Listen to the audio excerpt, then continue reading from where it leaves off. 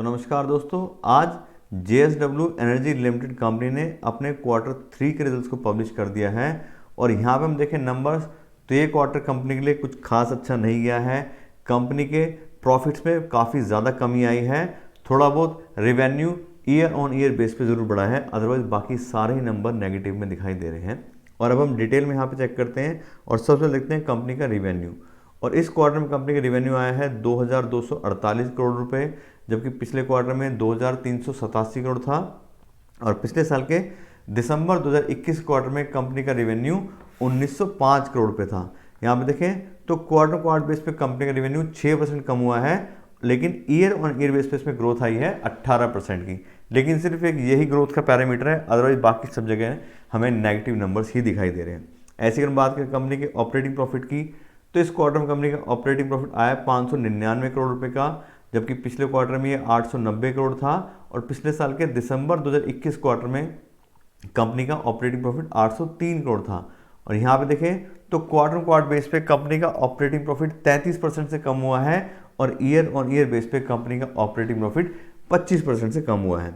ऐसी अगर बात करें कंपनी के ऑपरेटिंग प्रॉफिट मार्जिन की, तो इस क्वार्टर में कंपनी का ऑपरेटिंग प्रॉफिट मार्जिन सिर्फ 27% का आया है, जबकि पिछले क्वार्टर में 37% था। और पिछले साल के दिसंबर 2021 क्वार्टर में कंपनी का ऑपरेटिंग प्रॉफिट मार्जिन 42% था। यहाँ पर देखें तो 10% पॉइंट की कमी आई है कंपनी के ऑपरेटिंग प्रॉफिट मार्जिन में क्वार्टर बेस पे, और 15% पॉइंट की कमी आई है कंपनी के ऑपरेटिंग प्रॉफिट मार्जिन में ईयर ऑन ईयर बेसिस पे। ऐसी अगर हम बात करें कंपनी के नेट प्रॉफिट की, तो इस क्वार्टर में कंपनी का नेट प्रॉफिट आया है सिर्फ 187 करोड़ रुपए का, जबकि पिछले क्वार्टर में 457 करोड़ था। और पिछले साल के दिसंबर 2021 क्वार्टर में कंपनी का नेट प्रॉफिट 321 करोड़ था। यहाँ हम देखें तो लगभग 60% कंपनी का प्रॉफिट कम हो गया है क्वार्टर बेस पे, और 42% कम हुआ है ईयर ऑन ईयर बेसिस पे। ऐसे हम देखें कंपनी की अर्निंग पर शेयर, तो इस क्वार्टर में अर्निंग पर शेयर आ रही है ₹1.09 की, जबकि पिछले क्वार्टर में ₹2.83 थी। और पिछले साल के दिसंबर 2021 क्वार्टर में कंपनी की अर्निंग पर शेयर ₹1.97 थी। यहाँ पे देखें तो 61% की कमी आई है क्वार्टर बेस पे कंपनी के अर्निंग पर शेयर में, और 45% कमी आई है अर्निंग पर शेयर में ईयर ऑन ईयर बेसिस पे। तो दोनों ही पैरामीटर पे हम देखें तो कंपनी का प्रॉफिट भी और अर्निंग पर शेयर दोनों ही कम हुए। इसके अलावा अगर हम बात करें कंपनी के शेयर प्राइस की और कंपनी की वैल्यूएशन की, तो आज की डेट का कंपनी का शेयर प्राइस आ रहा है 262 रुपये पर शेयर, और कंपनी काफ़ी लो पी/ई पे ट्रेड कर रही है। कंपनी का जो पी/ई रेशियो आ रहा है वो है 21 का।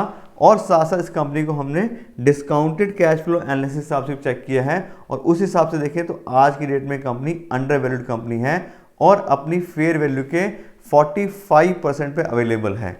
और उसका रीज़न क्या है वो आप देख ही रहे हो कि कंपनी के बिजनेस में कमी आई है, कंपनी के प्रॉफिट में कमी आई है। इस वजह से जो नेगेटिव चीज़ें चल रही हैं, इस वजह से कंपनी के बारे में लोगों के सेंटीमेंट्स भी कम हो गए हैं, और साथ साथ हमें यहाँ पे प्रॉफिट भी दिखाई दे रहा है कम होता हुआ, इसलिए कंपनी काफ़ी अंडर वैल्यूएशन में चल रही है। अब बात आती है कि अगर आपने ऑलरेडी अपना पैसा इन्वेस्ट किया हुआ है, तो आप देख रहे हो कंपनी का प्रॉफिट और रेवेन्यू में कमी आई है, तो आपको ज़रूर सोचना चाहिए थोड़ा।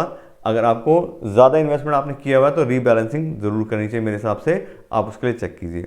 और बात रही नया पैसा इन्वेस्ट करने की, तो कंपनी अंडर वैल्यूएशन में तो है, लेकिन साथ साथ देखोगे तो आप बिजनेस का थोड़ा रिस्क भी चल रहा है। तो नया पैसा डालने के लिए हमें काफ़ी ज़्यादा सोच समझ के और बहुत सारे अलग से पैरामीटर जो कंपनीज के होते हैं उनको चेक करके और थोड़ा फ्यूचर प्रोजेक्शन के हिसाब से इसमें इन्वेस्टमेंट करना चाहिए। अदरवाइज अभी तो थोड़ी रिस्की कंपनी दिखाई दे रही है। तो इस तरह से आज के रिजल्ट्स के बारे में आपको डिटेल नॉलेज दे दी है। आशा करते हैं आपको वीडियो अच्छी लगी होगी। अगर आपको वीडियो अच्छी लगी हो तो उसको लाइक और शेयर ज़रूर कीजिएगा, और साथ साथ मेरे चैनल को भी सब्सक्राइब कर लीजिएगा। Thank you so much.